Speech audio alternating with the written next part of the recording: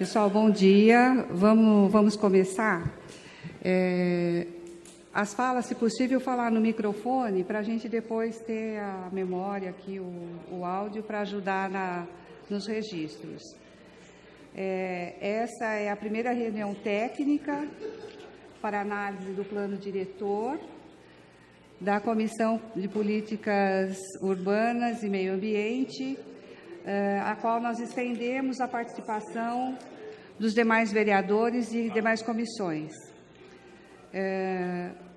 A nossa intenção, foi deliberada na última reunião da Copuma, é ter um detalhamento das áreas com restrições ambientais, no sentido de entendermos qual vai ser o impacto, em relação à situação atual, e também um formato que nos permita, e a Secretaria, a gente já fez esse pedido para a Secretaria de Planejamento, a visualizar nas tabelas que o projeto traz em relação ao uso, para fazer esse exercício e que a gente possa também entender, os diferentes usos aí em relação especificamente a...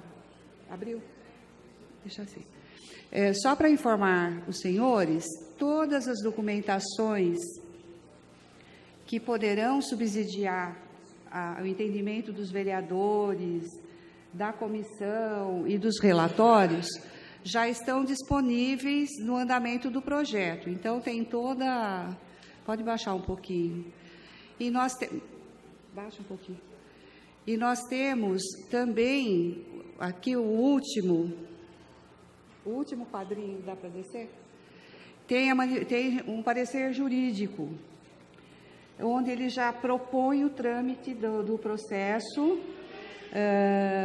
junto às comissões de Justiça e Redação, que deve analisar a legalidade, ela não entra na avaliação do mérito, a de Finanças, que tem que avaliar o parecer técnico já dado sobre o impacto financeiro, e as duas comissões a serem ouvidas,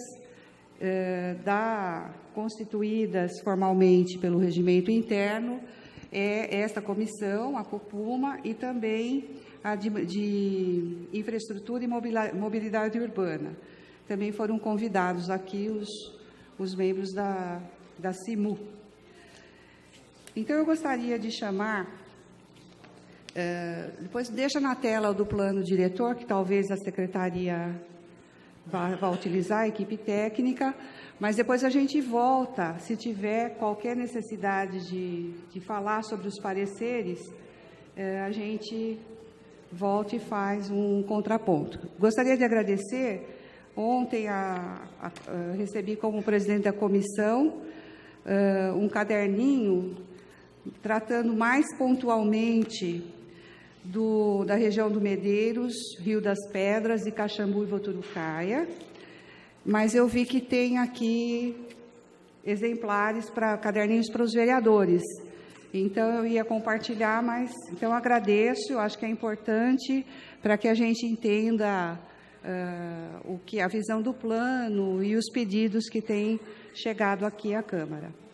Então, peço à secretária que venha coordenar aqui os trabalhos, e a equipe técnica sinta-se à vontade para circular aqui, porque a gente não está com esse formato de assembleia, não. A gente está tentando fazer uma reunião de trabalho.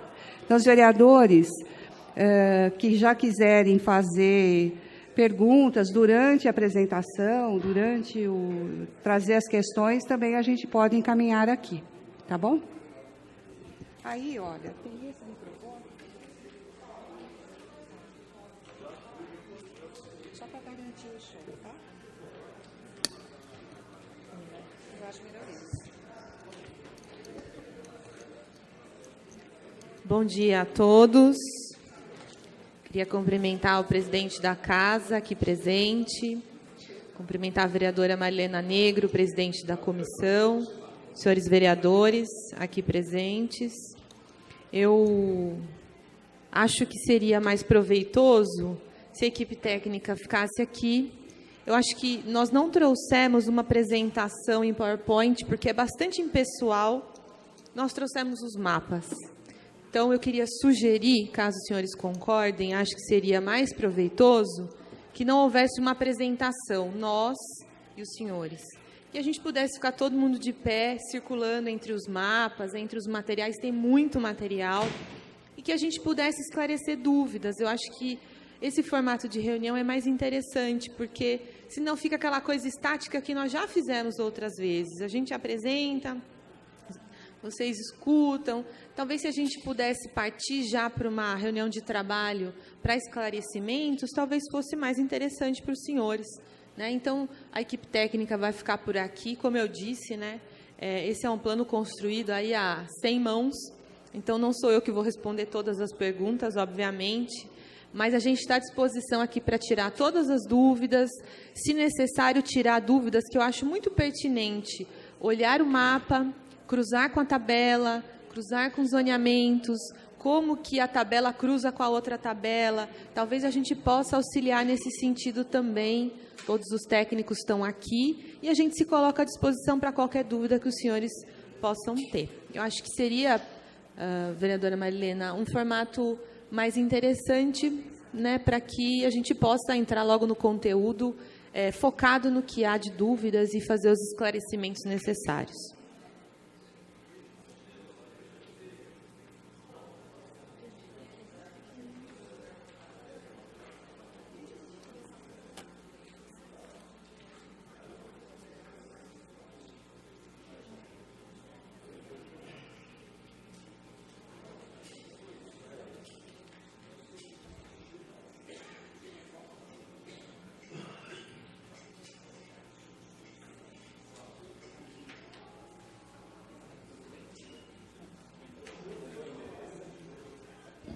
Vamos começar pela Serra do Japi. Só para exercitar.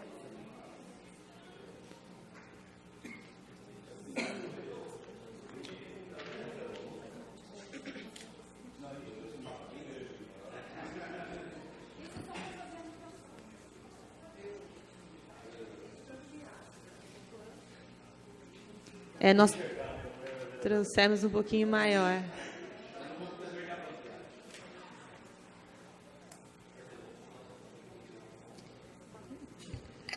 Bom, como a gente quer tratar, a Copuma vê a questão ambiental, né, tem que se manifestar em relação às propostas relacionadas à questão ambiental. A Serra do Japi, o território de gestão, vai ficar com uma lei própria, ela já tem uma lei complementar e vai se manter. Então, a gente gostaria de ver no entorno, né, as áreas que ficaram ali, para a gente ver as ERFs, o que tem ali naquele entorno. Então, se for só como exemplo a Serra do Japi, depois a gente poderia partir para outros bairros, para outra região. Perfeito. É importante esclarecer, a Serra do Japi ela não está sendo tratada nessa legislação, porque ela possui a legislação 417, que regulamenta todas as questões relacionadas ao uso do solo e as regras de ocupação do território de gestão da Serra do Japi. Então, o plano diretor, na verdade, se a gente observar o mapa, ele está achurado, demonstra, está escrito território de gestão da Serra do Japi, aqui, né? Regimento Lei 417. E essa botinha que entra aqui também faz parte do território de gestão da Serra do Japi. As áreas do entorno, acho que os senhores, se quiserem, acho que poderiam se aproximar aqui ao mapa, a gente pode olhar no mapa, acho que seria mais interessante, talvez.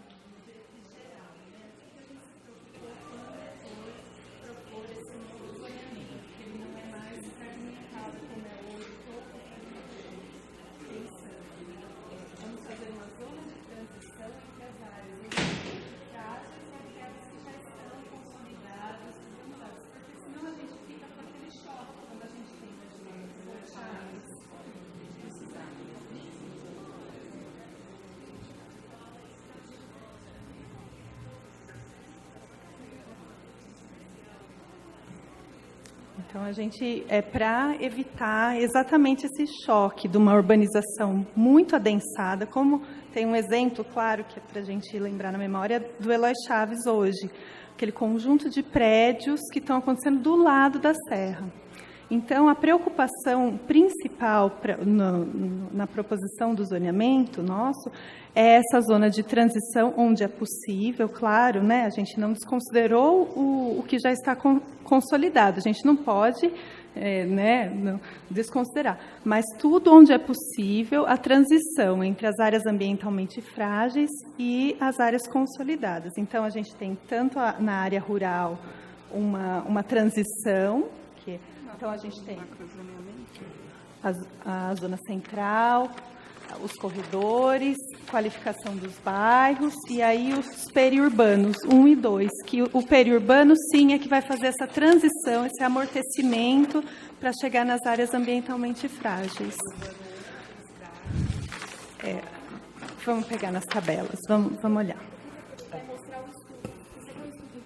Um estudo técnico importante que foi feito para a decisão desse zoneamento. Porque a gente tinha um zoneamento muito fragmentado, produzindo um monte de injustiça na cidade. Porque um podia, o outro não podia, era vizinho. Esse é o problema do zoneamento fragmentado, o atual. Então, o corpo técnico começou estudando as famílias dos bairros, como elas se comportavam. Então, foram inúmeros estudos feitos dentro da secretaria, até a gente trouxe xerox dos nossos estudos que foi feito à mão, né? Para saber como as famílias de bairro se comportavam na cidade, como elas as características similares. Então a gente fez fichas técnicas para todos os bairros. Isso aqui a gente pode até mandar para vocês olharem depois. A gente não quer entrar nesse mérito aqui, mas dizer da onde saiu esse estudo. Então, é um estudo bastante profundo sobre a cidade, sobre cada bairro, como ele se comporta, as características que tem com relação a lotes, com relação a comércio. E a gente tem tudo isso aqui como que eu posso dizer, incorporado nesse zoneamento. Então, ele não surgiu do nada, não foi da cabeça, a gente não inventou, a gente estudou profundamente as características da cidade, tá? Isso aqui nasceu isso. Tá. Deixa eu só fazer uma pergunta aqui. Nós temos a zona de proteção e recuperação, né? E esse período urbano aqui, ele já existia no atual ou não? Ele está sendo... Aqui é o Reserva da Serra, ele era uma zona de conservação ambiental. Sim, proteção e recuperação ambiental da bacia do Jundiaí. Aí esse período urbano, ele já existe? Ele já é uma zona urbana hoje, foi feita até uma lei específica para ele na época da aprovação. Ele tem até regras específicas, não participou do zoneamento inicial. E ele já está consolidado, né? Lá, então, todo o loteamento já era urbano ali. Não é que a gente está passando agora ele para urbano. A gente está entendendo que ele é uma zona urbana, mas dentro de uma área ambientalmente frágil, né? E consolidado. Esse aqui é o zoneamento atual, da lei vigente. A zona de conservação ambiental, que é o ZR1, o ZR3, bem nesse nível. Acho que é importante dizer que esse cantinho, ele se aproxima ao zoneamento da APA. Só ficou esse recorte porque hoje já olha a foto aérea, a situação da foto. Porque a minha preocupação é justamente essa, justamente porque eu saber que esse aqui é da APA. Isso. É o Reserva da Serra. Isso. E aqui é uma bacia importante, a bacia do Ribeirão Caxambu. Então, por isso essa aproximação com a APA, é uma zona de conservação hídrica. A foto aérea mostra a urbanização e o que ainda tem de área vazia. Mas não tem como, por ele ser o período urbano, não tem como se expandir, não. Não. Ali são os limites. Exato os limites. Entendeu? É isso em todos, né? Isso, exatamente. É importante mostrar aqui, no caso do mapa das bacias hidrográficas, As áreas de recarga. Recarga hídrica. E as áreas potenciais de bacias e de represas, né? Tem estudos da DAI que falam da importância hídrica desse cantinho da bacia do Ribeirão Cachoeira Caxambu. Essas manchinhas aqui elas são importantes que a gente mantenha a infiltração para que haja a recarga do nosso lençol freático. O Araí me corrija que eu estou usando a área dele. Arregou essa área. Por favor. Essa área aqui é a última reserva do direito. Então, aqui existe 30% de possibilidade de a gente aumentar a nossa capacidade de produção de água. Terminado esses 30%, não tem mais nada. Não está sendo Não, na verdade, essa é uma área produtora de água. Ou seja, ela tem a capacidade de infiltrar essa água e reter. Então, aqui você tem um conjunto de nascentes que abastece o Ribeirão, o sistema Caxambu. E esse sistema Caxambu, que hoje, inclusive, abastece o Itupeva, vai permitir que a gente instale aqui 3 represas grandes, tá? Que permitem, vamos dizer assim, a cidade dar um passo a mais de 30%. Agora, essas 3 represas grandes envolvem investimentos em torno de 300 milhões de reais. Então, é uma coisa que, ao mesmo tempo, nós temos que reservar a área e esperar o momento que a gente efetivamente precise disso, porque senão a gente não vai ter esse dinheiro para realizar a coisa. Então, vamos dizer assim, isso aqui seria uma reserva hídrica da cidade, porque essa aqui, 95% da água do Jundiaí sai daqui. Então, se houver qualquer dano a esse 95%, isso aqui seria um sistema, mas seria um sistema para a gente entrar de socorro com um custo muito elevado e com um prazo de implantação de no mínimo 5 a 10 anos. Acho que é importante, a pergunta foi boa, porque querendo ou não, a área do Medeiros, que é uma das dúvidas também recorrentes, Caxambu e Medeiros, que é esse problema da água que a gente está falando. Então, o Medeiros está aqui como periurbano, essa área toda que é ali, porque justamente tem essa relação com a questão da reserva, dessa importância hídrica ali, né? Hoje o zoneamento do Medeiros tem até ZR3, que é super avançado. Hoje está assim. Todo fragmentado. Então hoje é ZR1, ZR2, ZR3, cada cor é um zoneamento. Para os senhores terem uma ideia, o ZR3 ele é similar ao Jardim Bonfilhões. Ele é similar aos bairros mais adensados da cidade. Eloy Chaves, super adensado, pode prédio no ZR3. Ocupação, muitas casas juntas.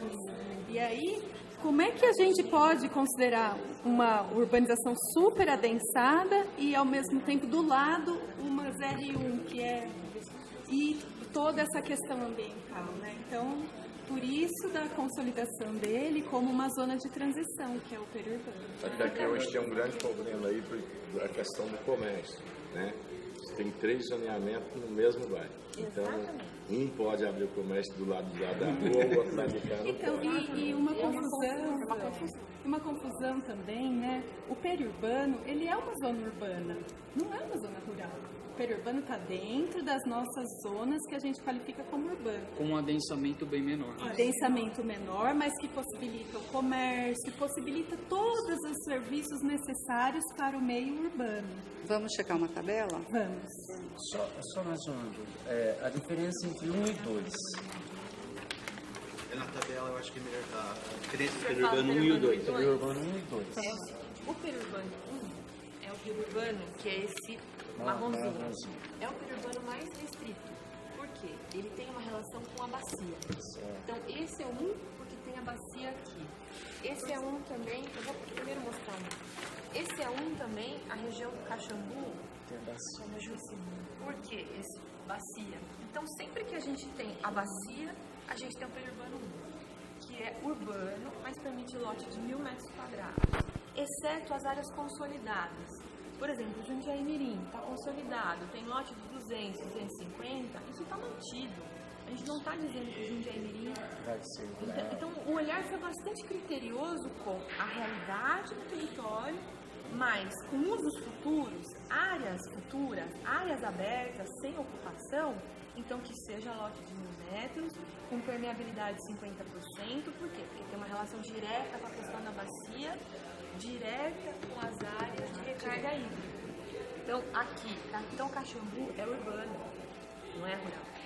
Caxambu está mantido urbano, mas com essa visão de lote de 1.000 metros, No mínimo 1.000 as metros, áreas não pode já ser menor, é consolidadas. isso? Exatamente. Exceto as áreas já consolidadas. Talvez vale a pena falar mais uma coisa. Quando você urbaniza perto de área de produção hídrica, você leva para a produção hídrica, a gente chama de poluição difusa, que ela é incontrolável. Nós estamos falando de raspa de pneu, de saquinho de lixo, de limpeza urbana, de óleo, de tudo isso.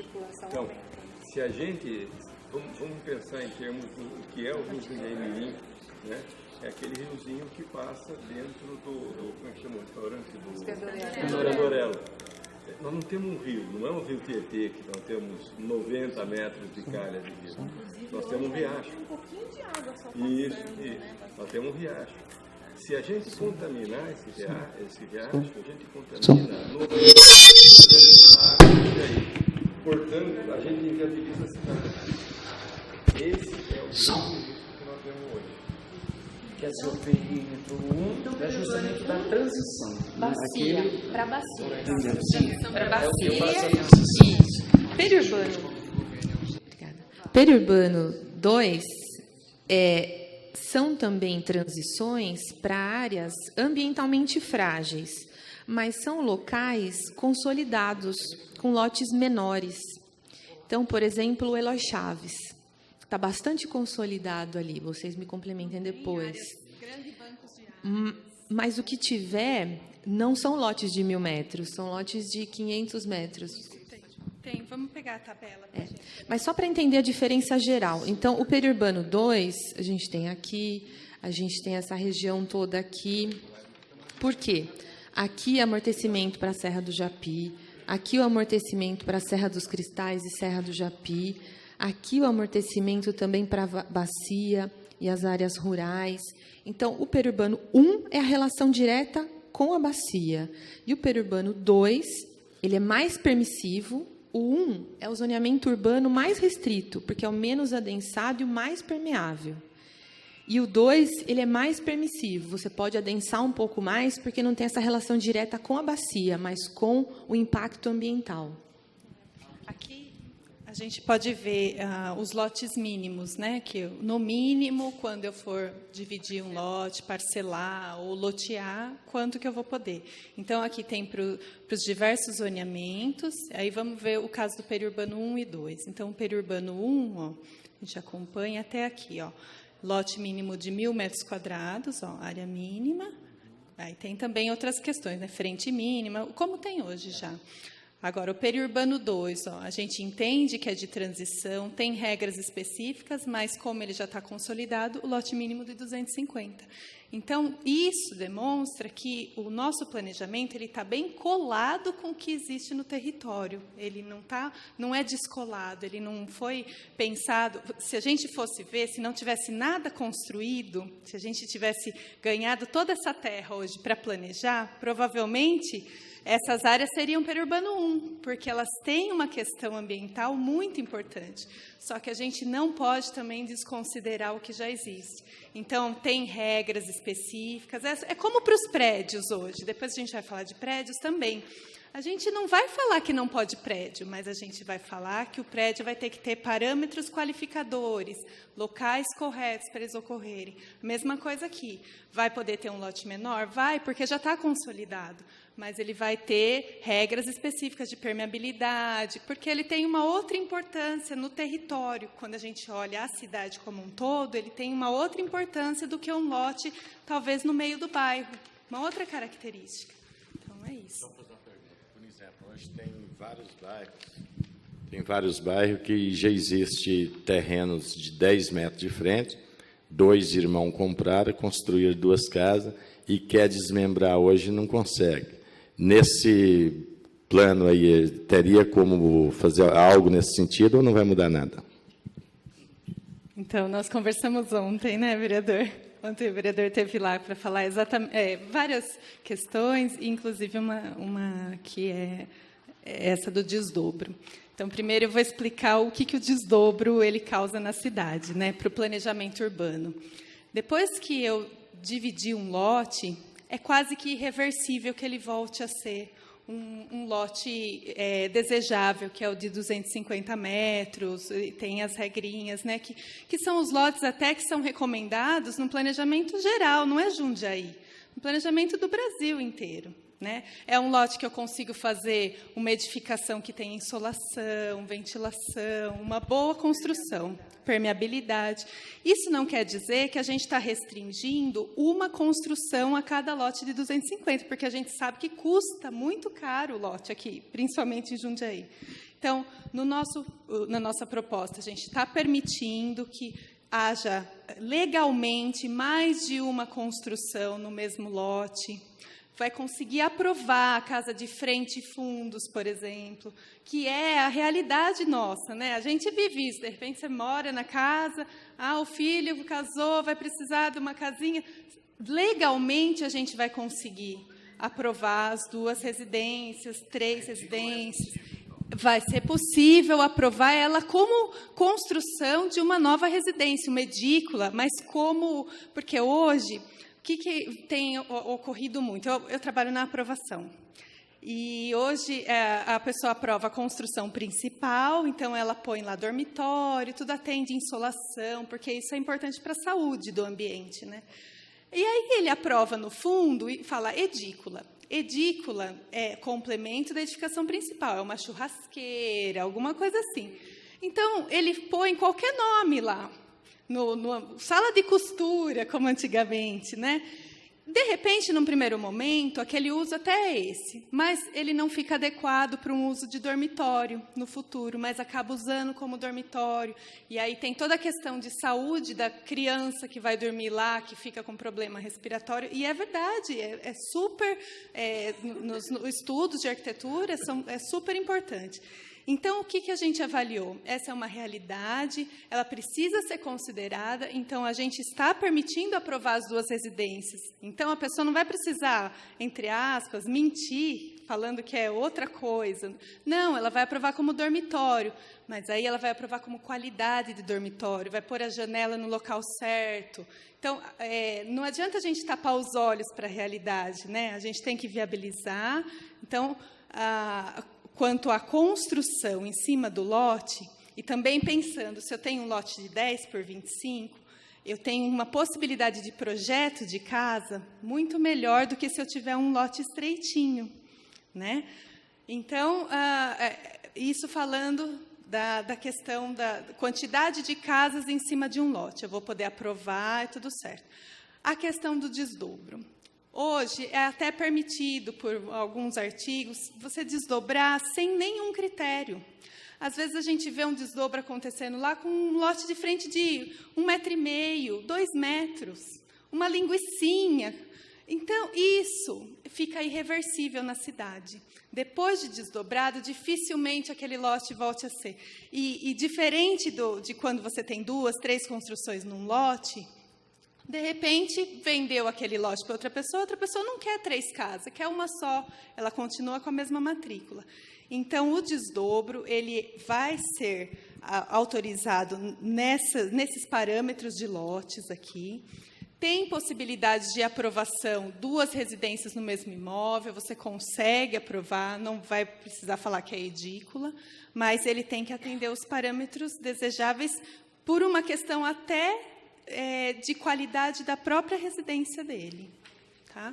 De saúde pública mesmo. É sobre o já existente, eu concordo que hoje não deveria fazer isso, mas no passado foi aprovado em várias questões existentes. Né? Porque, na verdade, é o que eu estava explicando. Você não consegue fazer 2 escrituras hoje, não consegue. Isso. Tem 2 casas, 2 famílias diferentes, se um for vender, o outro tem que vender junto.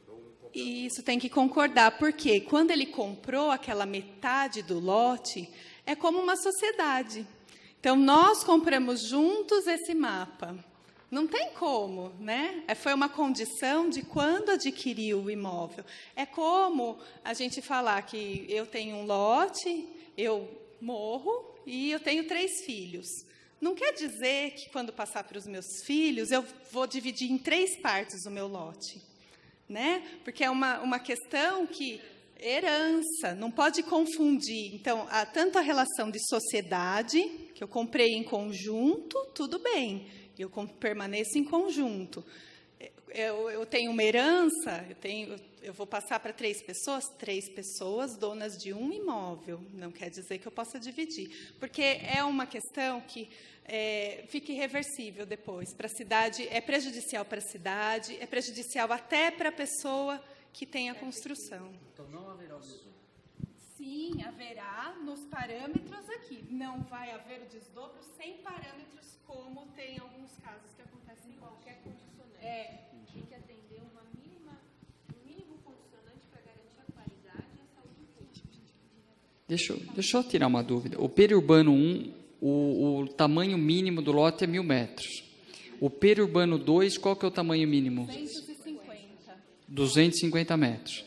Qual que é o adensamento do periurbano 1 e do 2? Assim, Quanto pode construir? Isso. Então, a gente tem que olhar a cota. Então, todas as perguntas, vocês vão perceber que a gente tem que olhar mapa, tabela, fazer uma conta.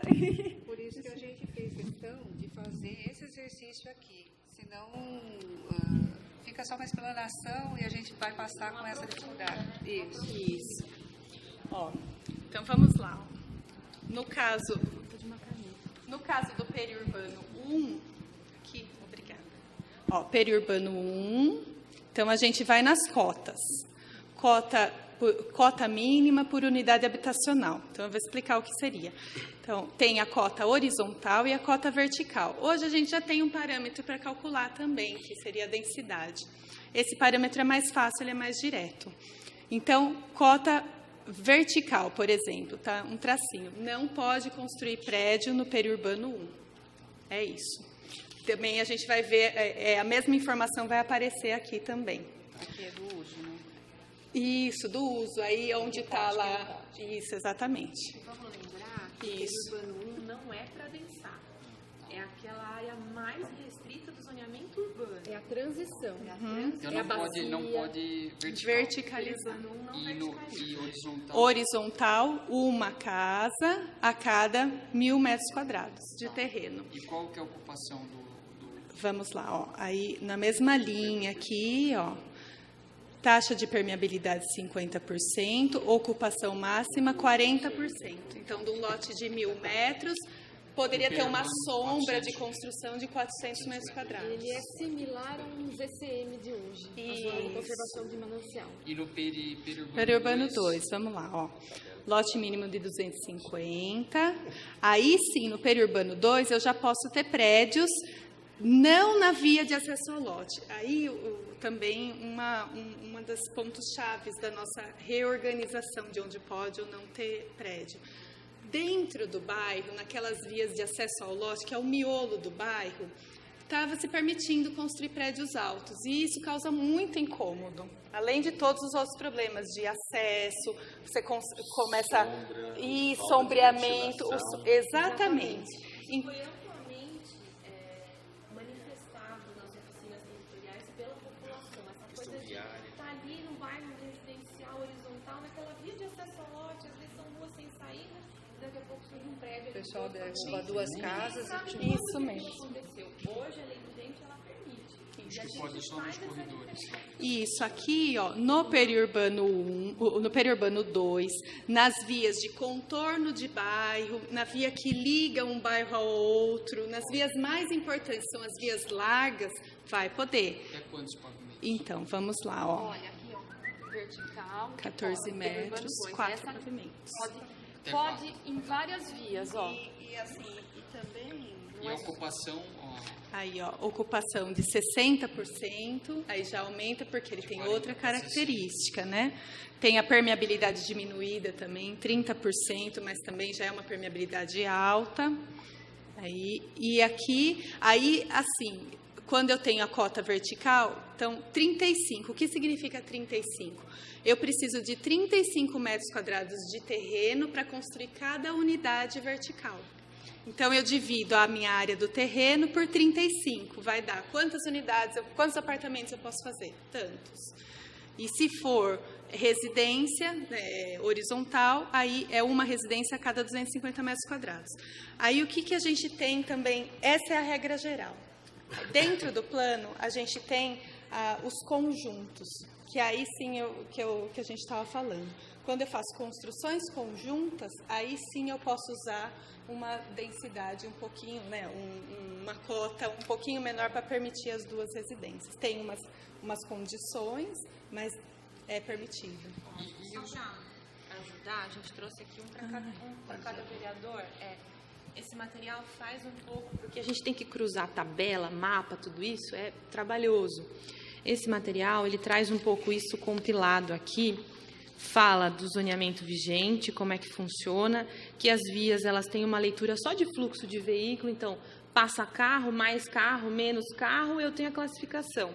Na verdade, a gente olha qual é a composição urbana que essa via faz, como a Alessandra colocou, então aqui descreve um pouquinho isso daqui, e faz essa leitura de cada tipo de via e um pouco a leitura do número de pavimentos que podem ser colocados.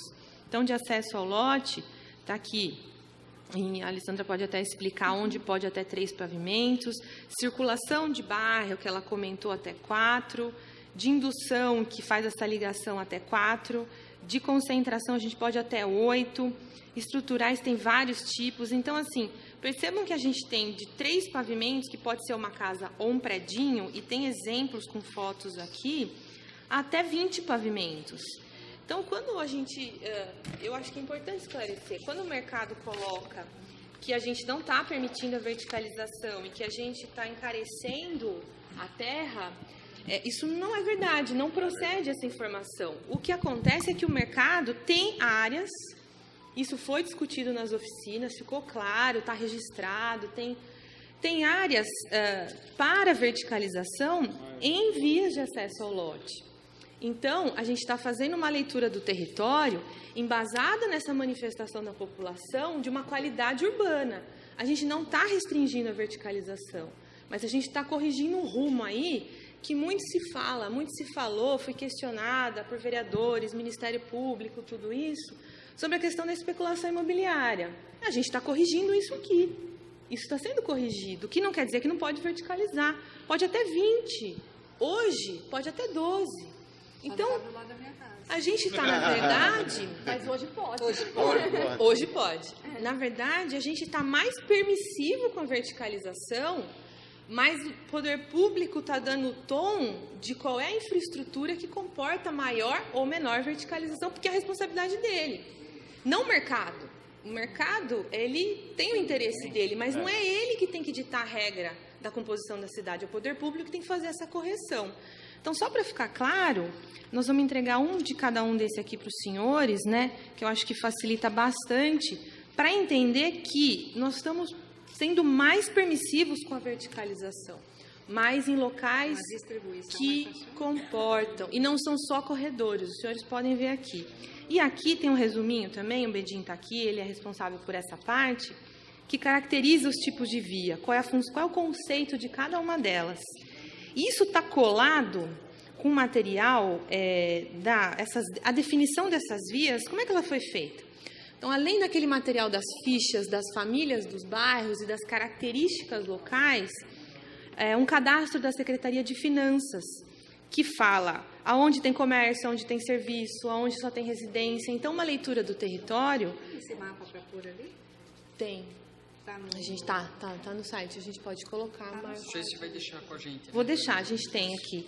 Então, a gente olha para esse cadastro de finanças e é engraçado que o que está hoje no território bate com essa leitura da função urbana da via, de que vias de acesso ao lote têm essa proteção, as vias de circulação e indução têm comércios e serviços, então a gente está trazendo para mais perto comércio e serviço, para você poder ir a pé, mas você não está pondo no miolo de bairro.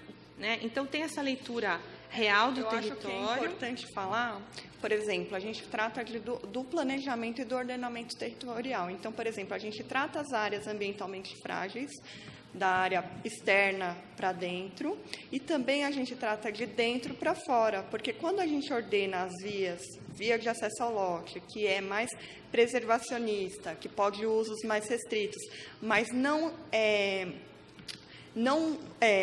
evita ou coíbe a utilização de usos não residenciais familiares. Esses usos serão permitidos nas vias de acesso ao lote, mas não poderão ser utilizados usos de incômodo alto, porque isso vai incomodar a vizinhança, né?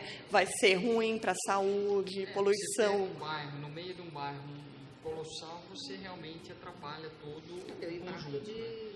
Agora, uma dúvida que eu achei interessante, o PERI 1 e o PERI 2, mas os processos que já estão aprovados, os projetos já aprovados ou que já protocolaram, esses são prejudicados ou não? Alessandra pode falar melhor. Não tem prejuízo nenhum, mesmo porque criaria uma insegurança jurídica, tem questões jurídicas de direito, né? Então, às vezes a gente até, né, fica com dó, né? Porque do lado do rio, aquele rio importante, mas não tem. Então, assim, a gente procura ser coerente e justo com todos os atores da cidade, né? Então, se já tem realmente o processo protocolado, se ele acompanhar todas as regras, porque o processo na prefeitura, ele tem várias fases. Então, ele tem uma fase de diretriz, depois parcelamento, por exemplo, né? Pré-análise, depois vai para obras, pré-aprovação, vai para o Estado, volta. Ele tem todo esse rito. O que não pode, se a pessoa respeitar todo esse rito, com as validades, tudo bem, ela vai ter o direito garantido. O que não pode acontecer, de repente, ela ter um processo protocolado lá há 5 anos atrás e querer um direito adquirido. Porque aí, o que acontece? A gente acaba tendo um banco de projetos na cidade que a gente nem sabe, um processo protocolado lá atrás, que nem atende mais a necessidade, né? E que perdeu o prazo. Então, esses daí, realmente, nem hoje eles deveriam valer. Então, a gente só deixou claro, tem depois, para vocês se certificarem, tem a última parte do plano diretor, disposições finais e transitórias, fala exatamente, com todas as letras, quem tem direito, quem não tem. Então, isso foi um pedido Inclusive, negociado com a... Sim, isso. Com o PROEMP e a AB, com todos eles, um processo extremamente democrático.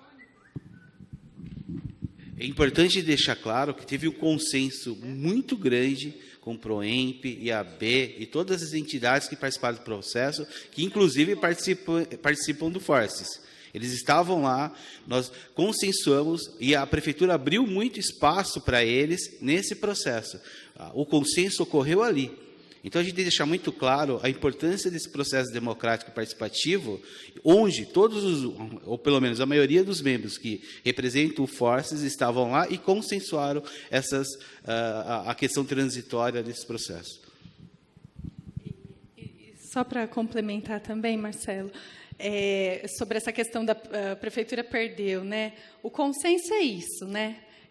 A gente olhar o olhar do poder público, o que seria o ideal, o olhar de qualquer que seja, da sociedade, dos empreendedores, qual é o olhar ideal na concepção deles, e a gente entrar numa negociação e num meio termo. Então, nesse ponto específico do direito aí, a prefeitura entendia que só teria direito, por exemplo, né, isso aconteceu com todos os itens, mas só teria direito quem, a partir de um tipo de processo, mais ou menos no meio do processo. Se a pessoa já tivesse pré-análise aprovada, ela teria o direito. Então, quem não tinha, não teria direito.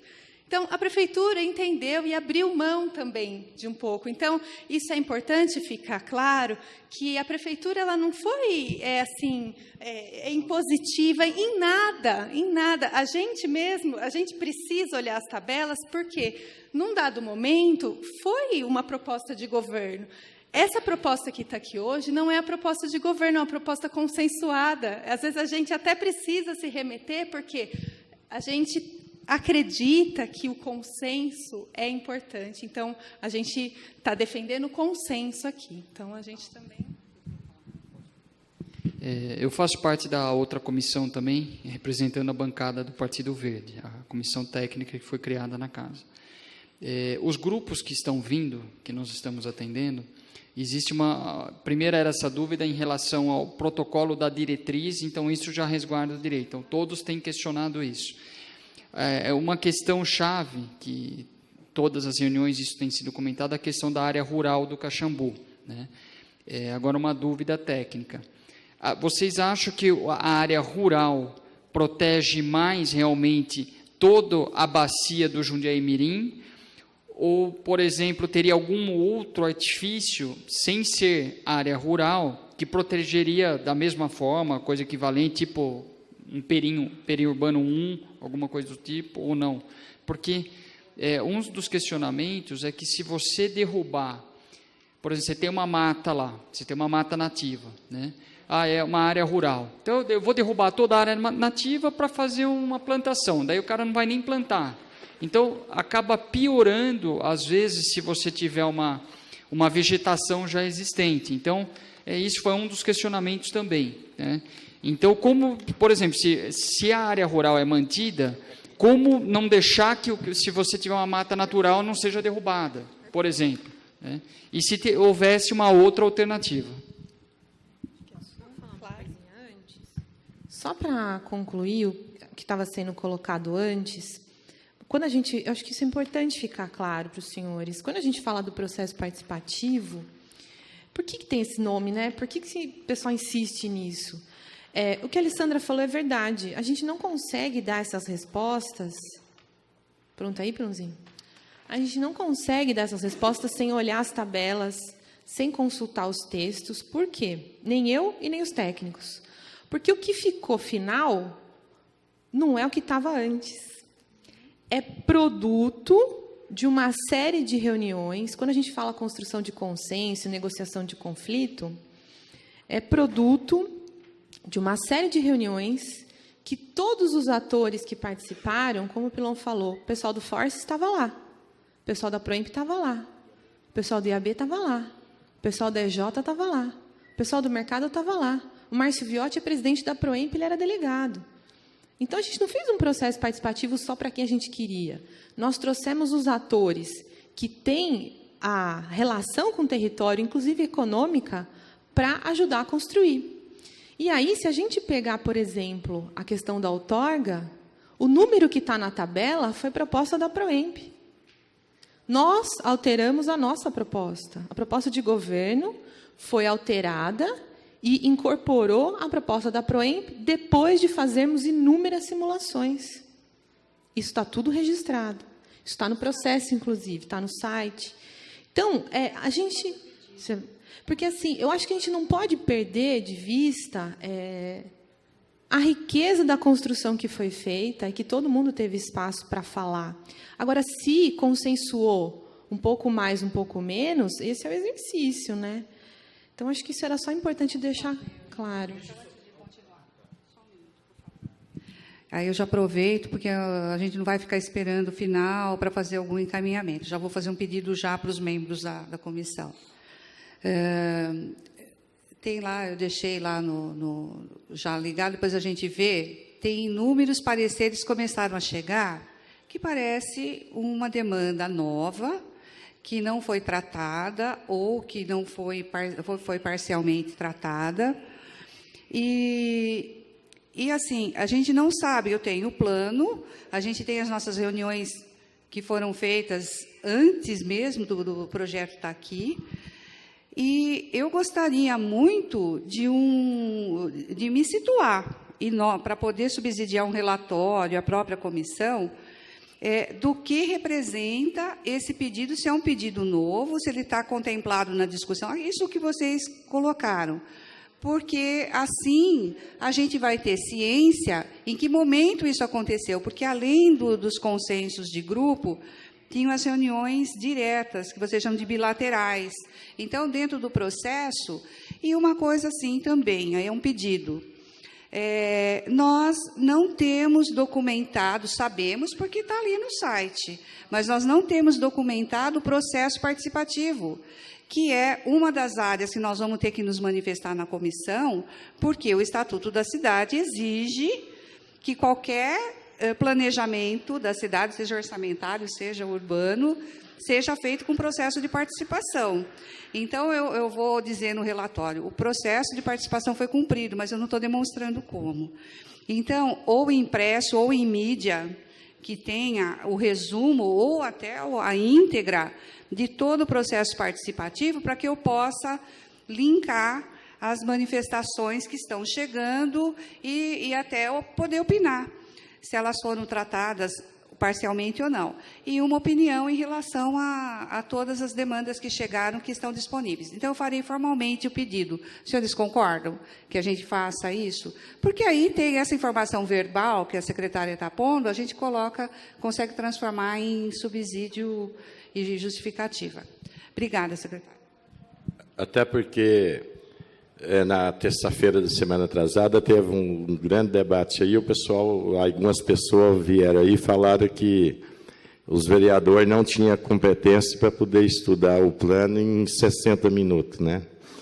E aí até eu ainda falei que faz 2 anos e 4 meses que a gente está acompanhando, né? Eu acompanhei vários encontros, nos fóruns eu tive também, vários vereadores tiveram.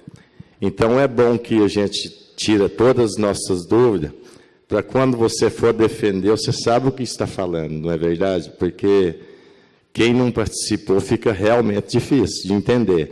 Mas aí o que me deixou mais chateado é as pessoas falar que nós estudamos todas essas páginas em 60 minutos. Então, aí não dá para a gente engolir determinadas coisas. Então, por isso que a Marilene tem razão. Quanto mais transparência, mais informações nós tiver, para que a gente possa realmente defender o plano, tá certo? Falar minha posição sobre a área rural, quer dizer, não é ADAI, é Araí falando, né? Qual é a questão da área rural? Quando você define que aquele lugar é área rural, você se submete a um estatuto que obriga a haver uma reserva legal e, portanto, preservação de área nativa.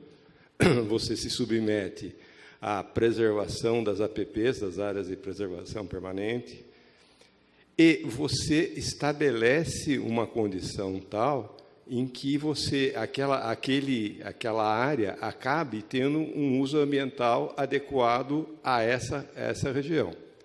Bom, isso na teoria é maravilhoso. Agora, vamos para a prática, né? A gente simplesmente zonear e ir embora não adianta nada, né? O que a gente precisa fazer é ajudar a viabilizar aquele proprietário a ficar naquele local. E como é que a gente faz isso? Ele tem que pagar as continhas dele, ele tem que ter algum lucro, ele tem que ter uma vida tranquila, ele tem que ter acesso, etc, etc, etc. Esse é o grande desafio. O seu Loski colocou uma coisa que eu acho muito, muito importante a gente considerar. A área agrícola produz água para a área urbana. Se a gente não considerar isso, a gente acaba invertendo a coisa. Então, eu ouvi pareceres do tipo assim, não precisa de área rural para Jundiaí. Isso, para mim, é igual a dizer, eu não preciso de água para viver. Né? Então, eu vou viver, vou parar, vou... Então, essa questão, ou seja, o plano diretor, na verdade, é a primeira etapa de uma etapa maior. Uma outra visão que eu também acho não correta é que, bom, se eu aumentar a fiscalização, eu resolvo o problema. Gente, pode botar um fiscal por metro quadrado. Se aquilo não for interessante para o proprietário, ele não vai fazer. Ele vai burlar. Então, o grande desafio que todos nós, e aqui está falando o cidadão, temos, é trazer esse plano e o que tem em volta para o mundo real. Ou seja, tentar efetivamente entender o que é a vida daquele senhor que está lá e por que ele tem vontade de vender o terreno dele para construir um prédio de 20 andares e ganhar um apartamento.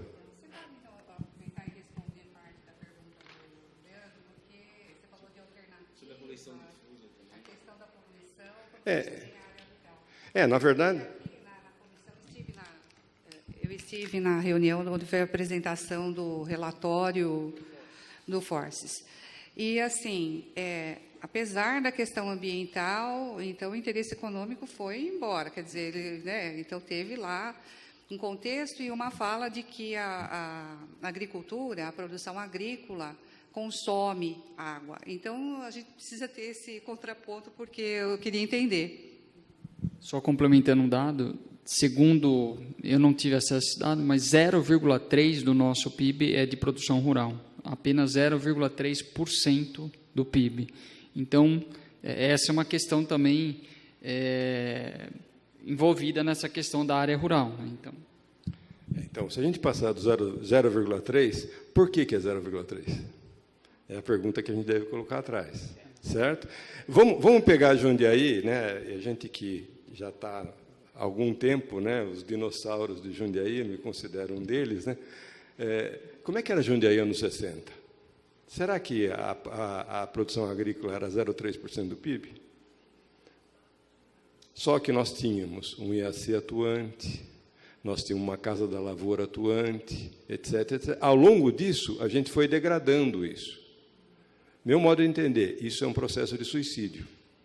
Então, porque vai chegar uma hora, aquela brincadeirinha que a gente ouve, que a gente vai ter que comer dinheiro. Né? Como a área agrícola consome água, sem dúvida consome água. Vamos pegar a área agrícola em Israel? Vamos pegar a área agrícola na Califórnia? Será que é o mesmo número? Ou seja, aquele senhor que está fixado lá, será que ele está usando o sistema de irrigação adequado? E por que ele não está usando o sistema de irrigação adequado?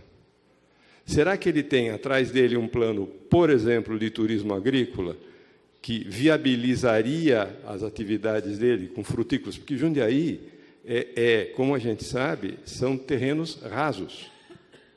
A gente nunca vai ter soja aqui em Jundiaí, a gente nunca vai ter cana aqui em Jundiaí, porque são terras que são pobres. Então, qual seria a vocação agrícola de Jundiaí? E como a gente fazer para essa vocação ser adequada? Porque se economia, se ela não tiver uma composição de atores, fica muito complicado. Vamos supor que a gente fosse estritamente industrial, Jundiaí. O que aconteceria com essa cidade hoje? Centenas, milhares de desempregados. Nós estamos em recessão. O que aconteceria se, ao contrário, nós tivéssemos uma enorme seca, um monte de problemas? Nós não teríamos financiamento agrícola. Então, a gente só consegue fazer, volto a falar, é o cidadão que está falando, uma cidade viável e sustentável se todos esses atores se compuserem e se interpenetrarem. Exatamente. Quando a cidade entende que economia é produção industrial ou produção de edifícios, etc., etc., ela está com uma visão absolutamente míope, ela está enxergando o dedão do pé. Ela não está conseguindo enxergar 1,5 metro à frente. Por quê? Eu sou um empresário da área de edifícios, vamos dizer assim, né? Eu estou vendendo muito bem hoje. Se a qualidade da cidade for baixando, o que acontece com o preço? Né? Então, a partir daí, quer dizer, pode ser que a gente esteja se suicidando em diversos pontinhos, inclusive as pessoas que defendem isso. Deixa eu só aproveitar. Só para reforçar a fala do Araí, em Jundiaí a gente não tem agronegócio, a gente tem agricultura familiar. A gente quer manter esse pessoal ali. Nós tivemos uma opressão à agricultura aqui, o agricultor, por décadas nessa cidade. Tá? Então, qual que é a ideia? Será que é estimular a urbanização de fato? Nós precisamos o quê? De alimentos. A gente precisa, sim, que não se permeabilize o solo. E outra coisa, eu me fico extremamente assustado quando eu vou à imprensa e vejo lá uma fala de uma pessoa que representa algumas entidades que fala de, olha, seria mais adequado não ter o conceito de zona rural em Jundiaí. Aí se esquecem que na 417, a lei que regula o território de gestão, a Serra do Japi é uma macrozona rural. E lá não há atividade rural. Vamos urbanizar a Serra do Japi? Não. E outra coisa, nós precisamos, assim, o plano diretor é um primeiro passo. Nós temos programas, projetos, planos que decorrem aí de um processo de construção. Nós temos aí processos, a gente se preocupa assim com a fiscalização, e no plano há menções, muitas menções na construção de uma integração entre as fiscalizações do poder público. A gente tem a questão do IAC, importante dizer, entendeu? A gente está falando de pesquisa, como manter esse produtor lá no campo. A gente quer manter o IAC aqui, tá? E é bom depois a gente deixar claro também as questões. Hoje, o atual plano diretor, o vigente, o IAC corre risco sim. Ele só tem segurança com o ZEPAM, com uma nova zona que a gente está trabalhando, e sim, protegendo aquela área que é importante ambientalmente e que se mantenham os pesquisadores lá. Acho que só completando aqui, não sei se chegaram a ver o Globo Repórter de sexta-feira passada. Você viu? Eu achei assim quase que encomendado aquele programa, muita coincidência, porque mostrou na Itália, a Itália está em crise também, aliás, não é só o Brasil, né? Muitos países estão passando por dificuldades. E a Itália, com uma crise profunda mesmo, já há alguns anos. Qual foi a saída para a crise? O pequeno produtor agrícola, a produção familiar. Engraçado, a gente está de férias, não vê a hora de conseguir comprar um pacotinho para conhecer a Itália, para conhecer o queijo que é feito num vilarejozinho, para tomar um vinho que é feito pela família tal. Isso é o mundo que quer, né? E a gente tem isso aqui, tem outra view, né? Então, essa questão desse documento econômico que foi trazido aqui, enfim, com todo respeito à elaboração dele, se bem que discordamos com vários pontos ali colocados tecnicamente, mas, quando você trata de plano diretor, você trata de 10, 15, 20 camadas de problemas que você compõe, vai somando, dividindo, subtraindo para tirar a melhor cidade para o futuro, que garanta o desenvolvimento econômico, que tenha água. Não é uma camada só que é o desenvolvimento econômico. Aqui, nós dialogamos com a Ciesp, nós dialogamos com Forces, nós dialogamos com o desenvolvimento econômico. A área industrial do município está aumentando de 8% para 9%. Está aumentando.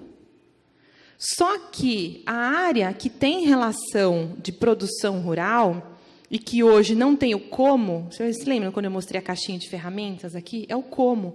Então, como é que o cara do Caxambu vai, como a Araí muito bem colocou aqui, querer ficar lá, querer manter aquilo protegido, enfim. Ele tem que ter, do poder público, esse respaldo. E no plano vigente não tem, mas a gente está criando. Então, se a gente pegar o artigo 169, programas que fazem parte da gestão ambiental e desenvolvimento rural previstos nessa lei. É a caixinha de ferramentas. Isso, vereador, exatamente. Exatamente. Então, assim, apenas para, muito rapidamente, a gente está instituindo, que é exatamente o que a Araí falou. O cara tem que querer e ter um benefício. Programa de pagamento por prestação de serviços ambientais. Programa de apoio à agricultura de Jundiaí. Programa de saneamento rural. Programa, bom, enfim, Campo Limpo, que é o nome do programa. Isso foi construído com a Secretaria de Agricultura e com os agricultores delegados do plano. Não existia. A Secretaria de Agricultura não tinha equipe com material técnico para fazer esse capítulo. A gente buscou, foi atrás, discutiu, dialogou. Programa Municipal da Promoção da Agricultura, inclusive periurbana, que é o amortecimento, é a agricultura urbana. E Programa Municipal de Alimentação Escolar. Hoje, é muito pequena a porcentagem de produção agrícola que reverte para merenda. Isso a gente pode aumentar. E aí tem os instrumentos, IPTU verde, avaliação, subsídio de infraestrutura, convênios, apoio à assistência técnica, capacitação dos produtores. Então, isso aqui é o como. Se eu não tiver isso aqui, realmente é utopia. A gente está dizendo que precisa, mas a gente não está dando condição. Na verdade, a gente está dizendo que precisa, porque senão a gente vai beber cimento, a gente vai comer cimento, né? Mas a gente está dizendo como é que eles vão tirar lucro desse interesse público de manter esse pessoal assim. E só para complementar, né? Veja que situaçãozinha nós temos. Nós estamos a 60 quilômetros de 10 milhões de consumidores. Alguém se interessaria por isso? Então, a gente não muda só um zoneamento, não é uma escolha de um zoneamento. A gente muda um zoneamento, propõe uma política, programas e projetos. E fiscalização. Então, não é uma mudança assim, nós escolhemos uma área e vamos mudar. Não é. Ela vem junto com muita coisa. Vem com política, com programa, com projeto, para que ela se garanta. Isso que eu queria deixar claro. E só complementando, o fundo. Também foi criado um fundo. 20% desse fundo é para o desenvolvimento rural. Então, passa a ter dinheiro para subsidiar o produtor agrícola, a capacitação, a mecanização, né? Toda essa parte de inovação. Hoje, se pegar na Itália, você produz tomate em 5 metros quadrados, né? Então, parar com essa história. Gente, pelo amor de Deus, parar com essa história de que não tem mais agricultura em Jundiaí. É uma vergonha. Quem fala isso? Olha, a gente propõe que seria muito agradável, inclusive, se os senhores quiserem, tem a van da prefeitura, a gente faz um giro pelo Champirra, pelas plantações do Champirra. Travil já é mais conhecido, né? Fernandes já é mais conhecido, mas a gente propõe Mato Dentro, a gente propõe um circuito, uma manhã, uma tarde, os senhores, claro, conhecem, mas, assim, talvez com esse olhar também do plano diretor, talvez seria muito interessante, né? E quem fala que não tem mais produção rural, acho que não conversa com o produtor, porque nós tivemos muita relação com produtores rurais pedindo, pelo amor de Deus, a gente quer continuar produzindo. A nossa família quer continuar produzindo. A gente só quer ajuda. Como é que a gente pode ser ajudado? E o poder público foi muito omisso ao longo dos anos aí. Por quê? Quanto custa o metro quadrado do agricultor? E se reverter em prédio, custa quanto? E se eu comprar do agricultor pelo valor rural, vereador? Aí depois eu faço o prédio lá. O produtor ganha um apartamento. Como o seu Losky diz, nunca vi produtor que vendeu o sítio feliz. Nunca vi. Ele fala assim, ele sempre fala isso. E aí, é lógico que é muito interessante falar que não tem mais produção agrícola, que não tem mais produtor interessado, que o filho está na faculdade, enfim. Hoje tem faculdade de inovação de produção agrícola. É um mercado que se abre. Eu vou só passar para a Alessandra para ela responder a pergunta do vereador aqui. Já explorando um pouquinho mais o Caxambu, tá? Para definir melhor o que impacta, a questão do IPTU, né? O que vira, o que não vira, porque a gente começa a receber e-mail, e agora? Eu pago IPTU ou vou virar rural? Né? Então, começam as constatações.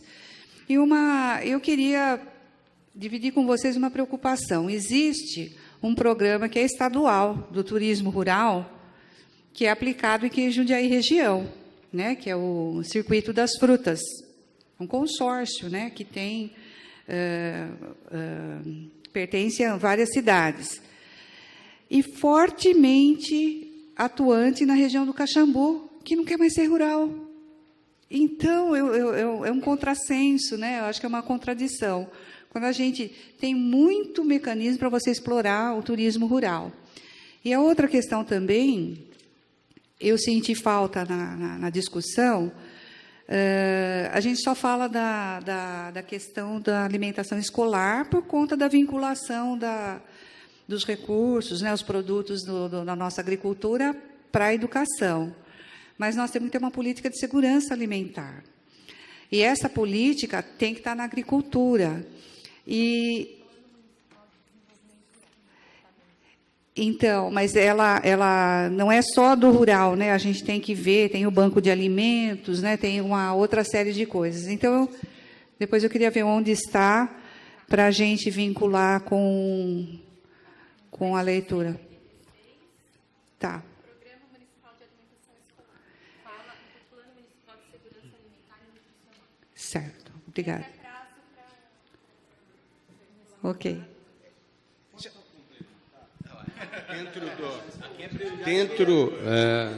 Dentro do mesmo assunto, a gente tem ouvido aqui nas discussões o seguinte: IPTU, vamos lá. Bom, a região do Caxambu, hoje ela pode ser fracionada em 1.000 metros quadrados, áreas que eram rurais e passaram para o setor aí, Zona 1, correto? Isso, tá. Então, uma das dúvidas que eu queria saber, eu tenho chácara lá, eu estou pagando IPTU, naquele atingiu 5 anos para trás, a gente fez aquela divisão, enfim, pagamos IPTU, a gente já sabe que essas áreas estão fora do rezoneamento no caso. Ela continua, isso está bem claro.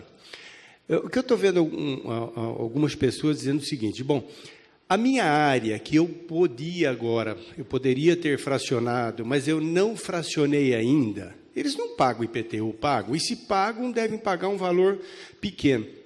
Estou dando um toque para vocês, que são algumas coisas que a gente está ouvindo, que elas devem ficar bem claras. E uma outra coisa que eu acho interessante, e, aliás, uma das poucas reuniões que eu participei com o Loski, que ele me convidou, que é realmente da contrapartida, que é um apelo bacana para quem realmente quer ter a terra e produzir, que eu acho que vocês, até o momento, assim, não têm abordado, e, de alguma forma, ela não tem ficado tão clara, porque o pessoal fica assim, com o pé atrás, quando ele fala, vai ser criado fundo, tal, né? Então, eu estou dando um toque até para que vocês possam realmente deixar um pouquinho mais claro nesses dois aspectos, tá bom? Só para colaborar com a Marilena. Vamos começar pelo IPTU, que já apareceu, né? A partir do momento que virou urbana a área, todas essas áreas poderiam estar pagando IPTU, todas, porque virou urbano. Quando a gente fala urbano e rural, a gente tem que prestar atenção no que isso quer dizer. O foco, quando eu tenho uma macrozona urbana, é servir ao urbano. O foco, quando eu tenho uma macrozona rural, é produção de alimento, produção de água. Então, às vezes uma palavra simples muda o foco, para que aquela área vai servir. Então, aí muda toda uma lógica de ocupação, né? Então, aqui, toda essa área aqui, Voturucai, tudo podia estar pagando IPTU. Por isso, dos 5 anos. Não pagou IPTU, o senhor não pagou IPTU anterior a 5 anos, porque é decadência. Mas podia, isso. Então, qual é a forma de não pagar IPTU até no centro da cidade? Se eu comprovar que eu tenho uma atividade rural. Então, todas essas áreas que virou urbano, virou rural, mas eu tenho uma atividade rural, eu posso entrar com o pedido, vai ter uma fiscalização, vou comprovar, eu tenho uma atividade rural aqui, então eu pago INCRA.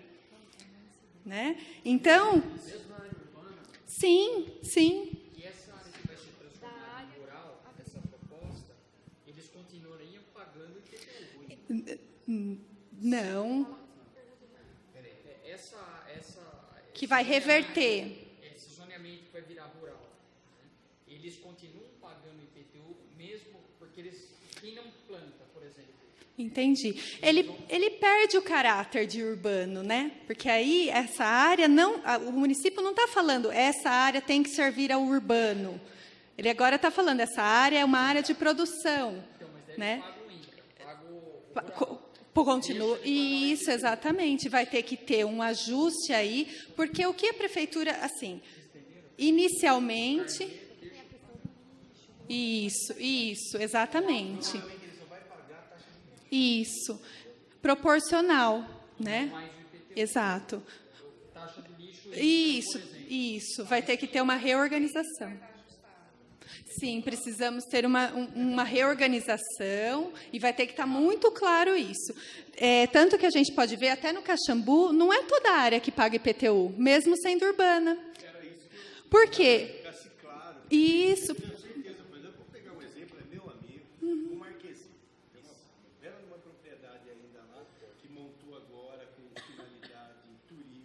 que é o carro Eu quero saber, por exemplo, que estão reclamando, e agora o IPTU que eu paguei, um exemplo.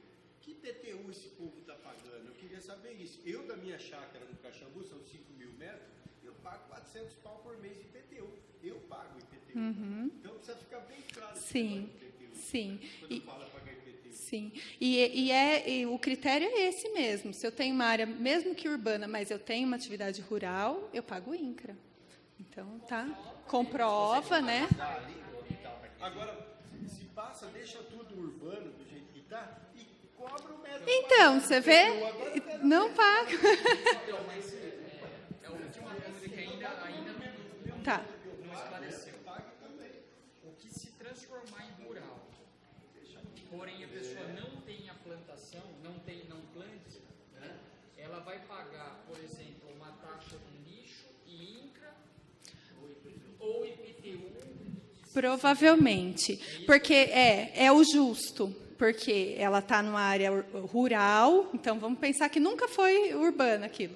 Ela está numa área rural, então precisa ter um ajuste para essas pessoas que pagaram por um tempo IPTU, elas têm que voltar a pagar o INCRA. E talvez pague um IPTU bem baixo, referente à infraestrutura que está instalada lá e que atende, né? A gente pode tirar isso com finanças, a gente pode trazer no relatório nosso exatamente um plano de como será isso. Se vai ter a notificação, provavelmente, para as pessoas irem até lá, comprovar se é rural, se tem atividade rural ou não, e ajustar. Tá? Aí é o justo. Sim. Se você está transformando numa área rural, não é nem justo, não é o objetivo. Não. A próxima reunião técnica, a gente vai falar dos parcelamentos irregulares e acho que esse assunto retoma. Isso, aí vão ter técnicos de outra secretaria. Obrigado, Paulo, pela presença aqui. Não tinha visto o Paulo ali. Deixa eu só aproveitar.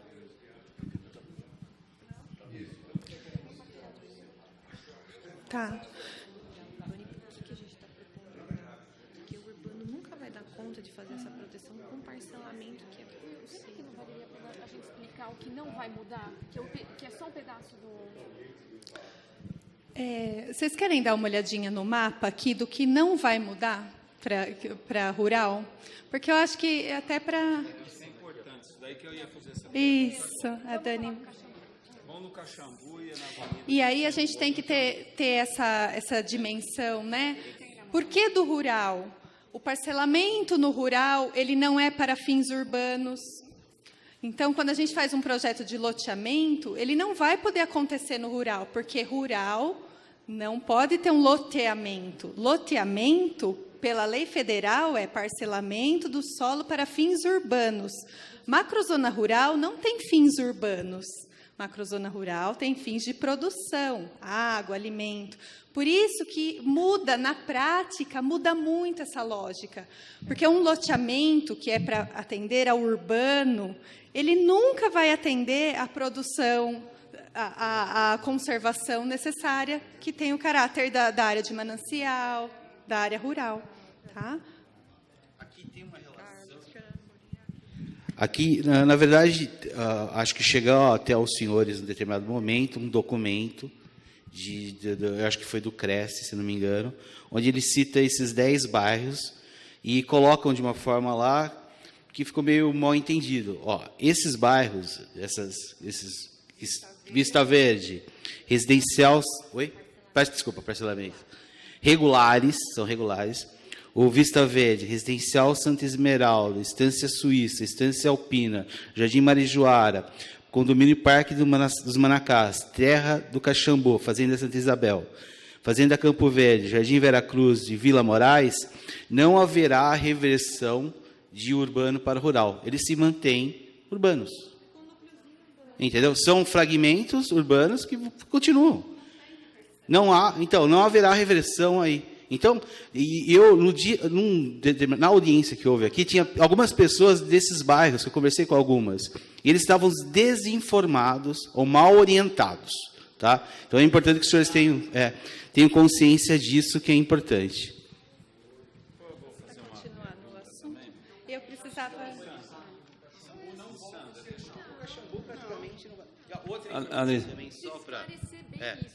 Olha, outra coisa aqui na audiência pública também, uma pessoa de lá do Caxambu chegou aqui e falou o seguinte: não, na Roseira vai ser urbanizado. Não vai. Roseira, Toca, não alterou nada. Na verdade, o que eles estão alegando é que, assim, quando se torna rural, a Roseira e a Toca, elas tiveram maior loteamentos irregulares em virtude de ser áreas rurais, ao invés de ser urbano. Eles quiseram argumentar isso, mas não é... Não, na verdade, sim, eu não vou citar o nome da pessoa, mas veio ao púlpito uma pessoa e falou da Roseira, olha a situação da Roseira, e ele citou, na verdade, que haveria, ou condicionou que haveria mudanças, deixando claro, não haverá mudança no zoneamento de Roseira, Toca, Fazenda Santa Conceição. Tá? Do rio para cima, há uma pequena mudança aqui embaixo, só, que é lindeira ao Junei Mirim. Entendeu? Acho que fica muito claro, gente, do rio para cima hoje já é rural, está mantido, não há alteração. E com relação aos loteamentos irregulares, nada muda. Eles são garantidos por lei como núcleos urbanos em processo de regularização e continuam. Não há prejuízo, não há paralisação, não há qualquer alteração nesse sentido. Eles têm essa garantia, inclusive jurídica. Tá? Vereador? Até eu queria perguntar aqui, se fala do Caxambu, o bairro todo, de urbano para rural. Até que ponto da Avenida Justiniano Borim, né? Nós tendo o reservatório, ela chega mais ou menos, porque ali é Caxambu ainda, né? Não, Caxambu. Isso. Justiniano.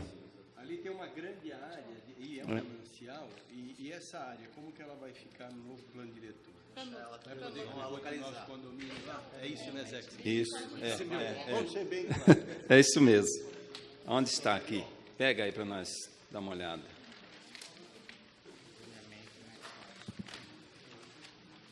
Ela não pode produzir alimento, mas está lá uma área boa que recebe água, tem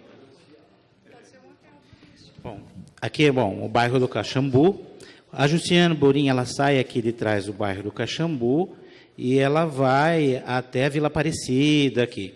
Então, o limite do zoneamento entre o periurbano 1, que é a zona de transição relacionada à bacia, e a zona de qualificação de bairro, é exatamente o limite da bacia do Rio Jundiaí Mirim. Lógico que respeitando as urbanizações já existentes.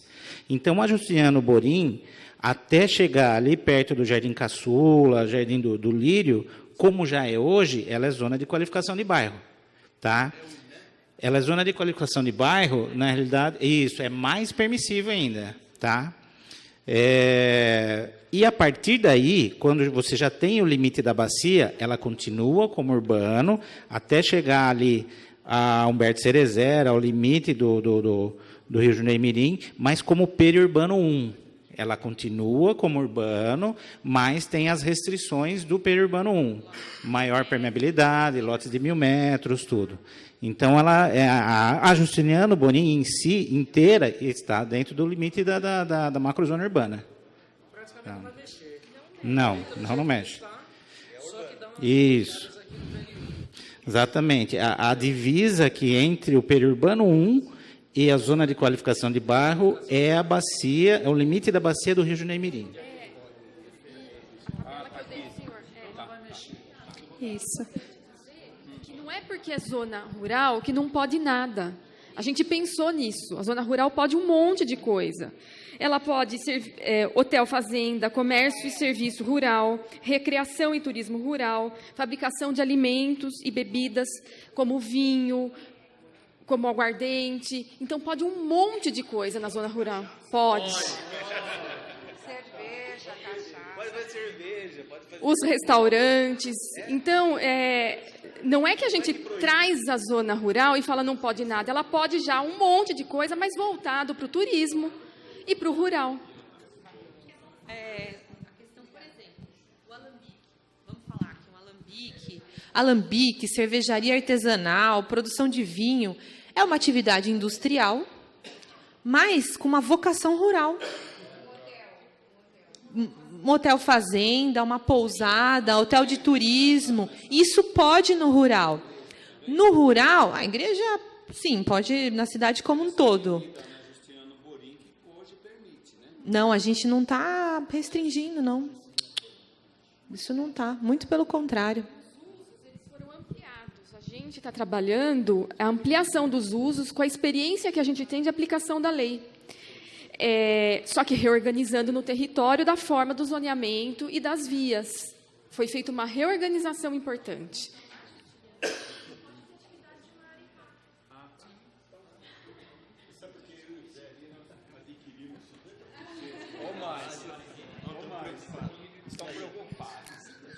Eu acho que a gente esgotou aqui. Eu gostaria só de retomar essa questão sobre os assuntos novos que apareceram aí dos pareceres, né? Que parece que é novo, né?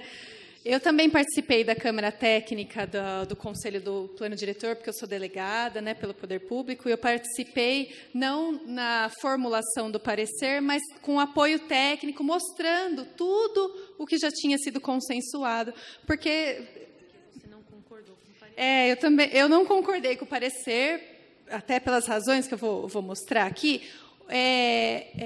Sobre o pedido da vereadora, nós vamos apresentar um documento que a gente até está preparando, nesse molde, que foi o molde do documento que eu fornecia de informações para a Câmara Técnica, para subsídio. Então, por exemplo, veio um artigo 212 lá que falou, não foi discutido esse artigo 212, então a gente vai colocar no nosso parecer que ele não foi discutido, que do jeito que ele está, ele foi colocado aleatoriamente. Aí esse foi um documento que enviado para lá. Ó. Artigo 212. Já constavam as disposições referentes ao assunto no artigo 276 e 277 do anteprojeto de dezembro de 2015. Ver o documento no site, pus o link. Depois, já constava também no artigo 290 e 291, no projeto de lei 3 de fevereiro de 2016, e o link.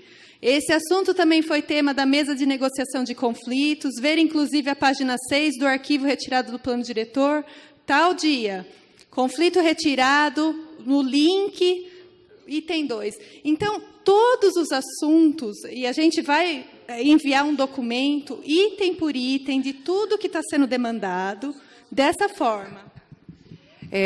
Que tem os vereadores que já estão se retirando, pediu para ir, eu preciso fechar esse encaminhamento com os vereadores da comissão.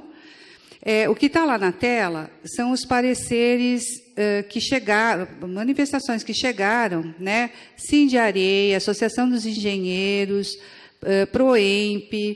Também vi que vocês trouxeram uma questão de frequência para demonstrar a participação dos segmentos, inclusive nominal, que eu vou disponibilizar depois. Tem do Conselho Municipal do Plano Diretor, do IAB, dos servidores técnicos e dos moradores da Rua França. Esse trata da questão do COMPAC, né, de Vila Operária. A sugestão que a gente está fazendo é que a comissão formalize um pedido de manifestação, que isso não seja espontâneo. Eu sei que vocês estão preocupados, que faça uma justificativa, se a proposta que chegou aqui é uma proposta nova para os vereadores analisarem, ou se ela foi contemplada ou discutida dentro do plano. E uma questão que eu gostaria que ficasse mais clara em relação ao Conselho Municipal do Plano Diretor. Porque a participação dos delegados foi muito disputada. Ela foi... certamente, setores ficaram de fora. Né?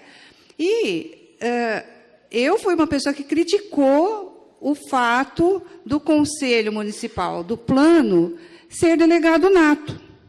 Então, todos os conselheiros do plano integraram o processo de discussão do plano e chegou no produto que chegou aqui para a gente. Eu não entendi agora uma manifestação apartada do próprio conselho, ficou, para mim, na mesma posição dos outros. Estive lá, não consegui construir determinada coisa, então eu volto através de um outro mecanismo. Eu quero isso claro, porque eu vi o regimento dos delegados que propiciou. Realmente, quantos eram conselheiros do plano? Então, quantos são?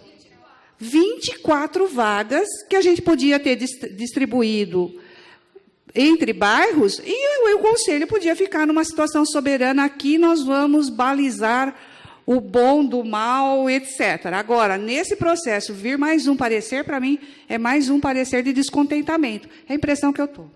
Então, eu vou formalizar o pedido. Tinha outra coisa que eu tinha encaminhado, era isso, e a questão da participação mesmo, fazer o link do segmento que está aqui dentro do processo do plano. Tá bom? Acho que só esclarecendo também, antes que os senhores vereadores saiam. Sim, a gente está aqui, sem problema. Isso que a vereadora falou é muito importante, né? O Conselho do Plano Diretor, que são 24 membros, nós tivemos, no começo do processo, um grupo gestor. Então, quem tomava decisões de quantas reuniões teríamos, qual seria o formato das reuniões, como é que nós íamos fazer o processo, se o processo era assim, se era assado, se era para cima, se era para baixo, o que era. Não era a secretaria que definia. Tinha um grupo gestor, com 60% sociedade civil, 40% poder público, pelas regras do Conselho Nacional das Cidades. O Conselho do Plano Diretor estava dentro. Então, as regras de como foi desenvolvido o processo participativo, de como as questões como se desenvolviam, foram discutidas em plenárias, com a participação do Conselho e deliberação em plenário. Está registrado em ata, está no site, eu posso encaminhar, sim, vereadora. Perfeito. E ficou pactuado, nessas reuniões do grupo gestor, que, ao final do processo, o parecer que consta em lei seria uma validação do processo participativo. Porque, vejam bem, se o conselho inteiro era parte do grupo gestor que tomava a decisão de como caminhava o processo, e depois o conselho inteiro foi delegado nato, sem eleição, delegado nato, isso foi decisão do grupo gestor, como que esse conselho, que participou das elaborações dos artigos, deram sugestões, mudaram, depois se reúnem, fazem um parecer e mudam de novo? Então, assim, a gente não entendeu. Não entendeu. É mais ou menos como participar da FIFA, né? Que define as regras do futebol, 45 minutos, isso é falta, isso é expulsão, beleza. Aí tem o jogo, acaba o jogo, perdeu. Aí quem perdeu fala, não, as regras são diferentes. A gente não concorda que é 45 minutos. Uma bola? Não, eu quero duas. Porque agora eu quero duas. Antes era uma, agora eu quero duas. Então, ficou estranho. Eu pedi que a Alessandra colocasse a questão do parecer, porque a secretaria não assina o parecer, porque ela não concorda.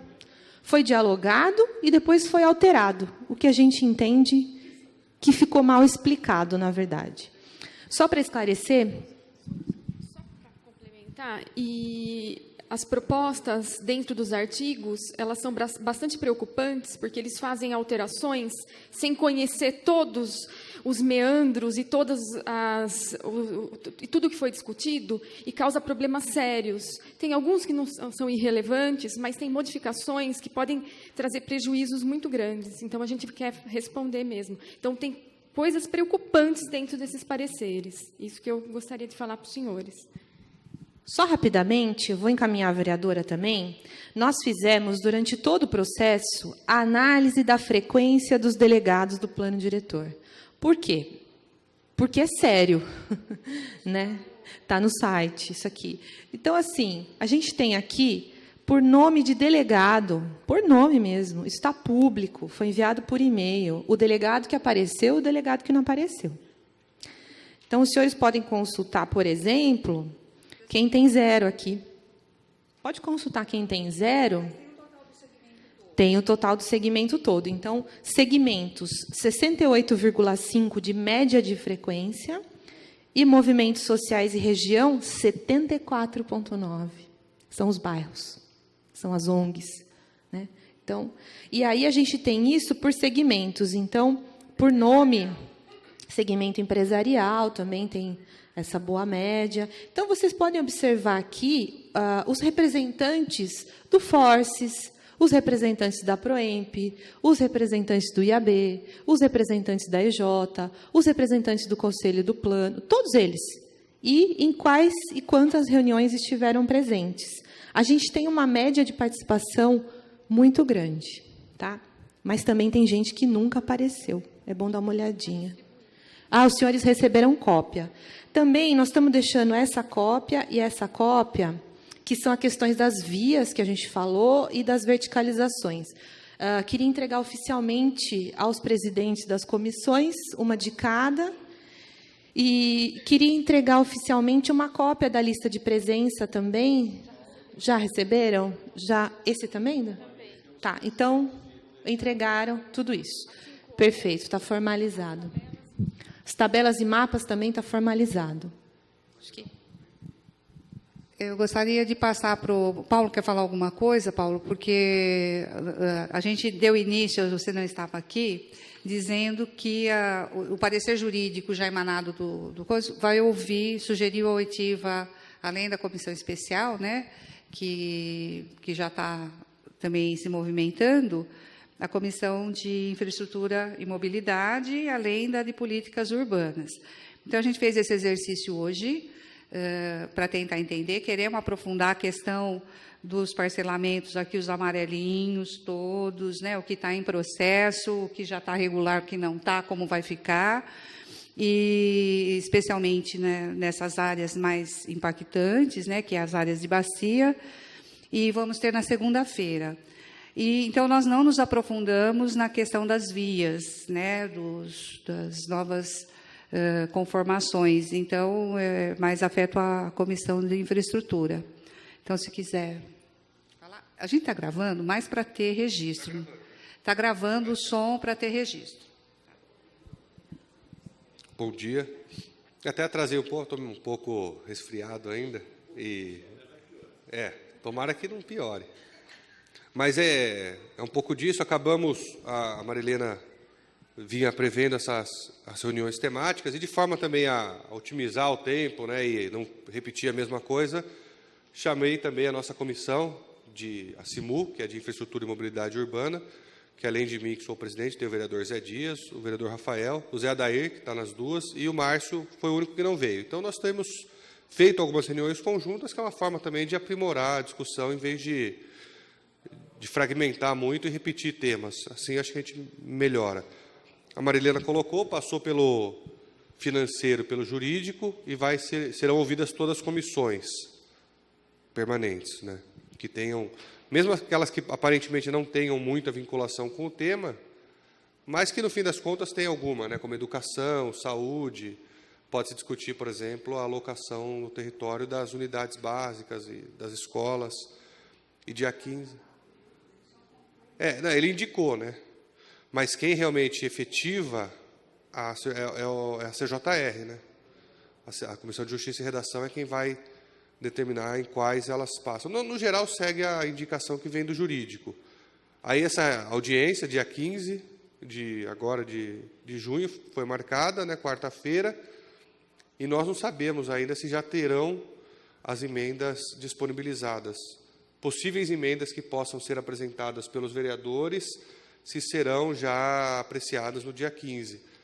Porque, pela discussão que nós fizemos, é necessário, depois que forem apresentadas, que haja uma audiência pública. Até para que a população, enfim, quem participa das audiências, possa discutir em cima já do que foi apresentado. Essa reunião acabou sendo uma reunião conjunta, vou até conversar com a Marilena, talvez a gente produzir uma ata que sirva as duas comissões, para a gente reforçar também na próxima segunda, né, Zé Adair, dia 6, as duas comissões, porque é uma forma da gente desenvolver a discussão. Queremos realizar uma também dia 14 de junho, a CIMU, já com um andamento um pouco mais avançado das discussões, que seria uma data, para nós, é uma terça-feira, que a nossa comissão costuma se reunir de terça-feira. Então, manter essa data e talvez nós façamos o convite para alguns esclarecimentos que ainda se façam necessários. Será na data anterior à audiência, até para a nossa comissão poder se aprofundar em alguns temas que ainda fiquem pendentes. E dia 15 a gente faz a audiência. Eu tenho dúvidas com relação a essa questão das eleições, né, que, pelo que tem sido ventilado e discutido, tem que se votar ainda no mês de junho, para que seja 3 meses antes da eleição. Até 2 de julho, mas aí a última sessão seria em junho, né, 28, e tem que ser uma sessão praticamente específica para discutir o tema do plano diretor, né? Não dá para ser uma sessão convencional com vários pontos.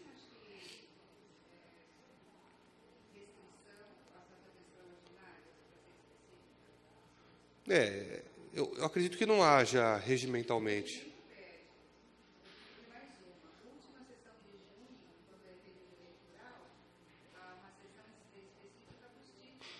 Isso eu estava discutindo. Uma data. Isso. O que eu até discuti ontem com o Legislativo aqui da Câmara, isso, de fazer dia 21 a votação específica. Porque sabe, né, Zé, que os títulos honoríficos têm que ser numa sessão específica. E pode ser dia 21 de junho, por exemplo. E aí chama uma extraordinária para discutir alguns outros temas, mas deixar dia 28 específico numa sessão ordinária. Tem LDO. Mas aí ela pode ser até dia 18 de julho. Ela pode ser até o encerramento da sessão legislativa. Bom, mas são essas considerações. Nós temos estudado, né, os temas. Foi bom entregar essa presença aqui dos delegados, para que nós também saibamos. Está um pouco na moda isso, né, de participar e depois questionar. Até falei com o Rafael, né? Às vezes a pessoa disputa eleição, por exemplo, uma eleição.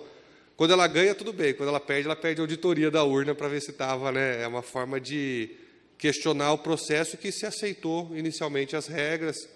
É diferente quando nós não participamos por discordar de algum procedimento, de algum formato, e depois você tem legitimidade para questionar. Você toma parte, tenta ganhar, não vence talvez alguma ideia, alguma propositura, e depois reverta. Mas eu acredito que tem avançado bem aqui, né, Rafael, o diálogo nosso em relação a isso, tem ficado cada vez mais claro, tenho insistido na importância da gente dialogar onde existem polêmicas. Eu frisei na audiência da última quarta-feira, me parece que, do todo, as pendências são bem pontuais, né? As dúvidas, as discussões têm sido bastante...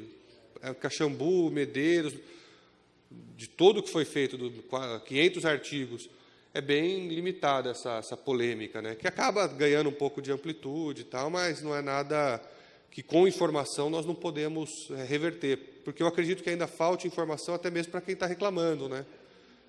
Muitas vezes a pessoa, estou sendo prejudicado, e alguém que está falando para ela que ela será prejudicada ainda...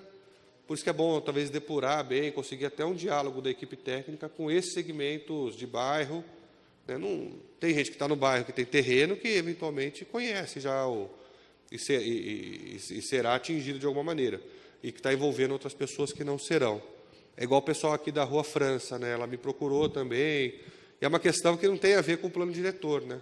É que ela fala que ali está sendo apontado no plano diretor também como zona de preservação histórico, cultural, mas já está, e o processo é de 2008.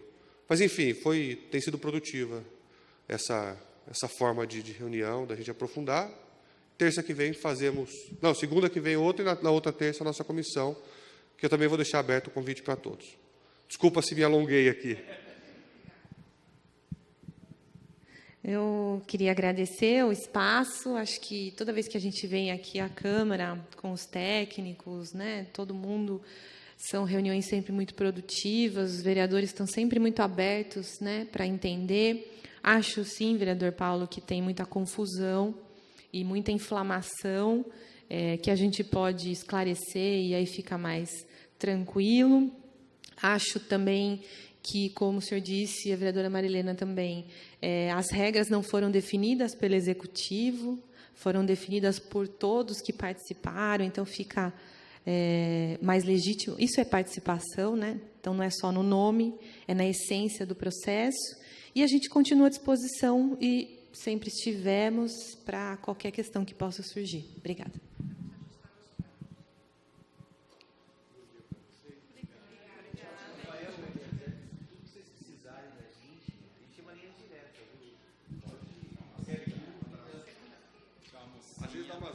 noite, você está...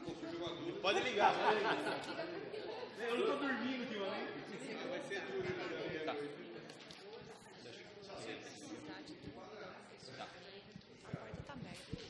É mais que eu tive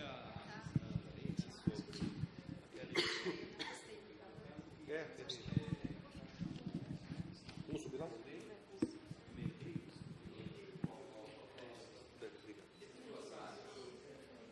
Aí, dia 14, eu estou prevendo a reunião da nossa comissão, para deixar andar um pouco mais o processo. Segunda, dia 6, já está marcada, eu já convidei a comissão.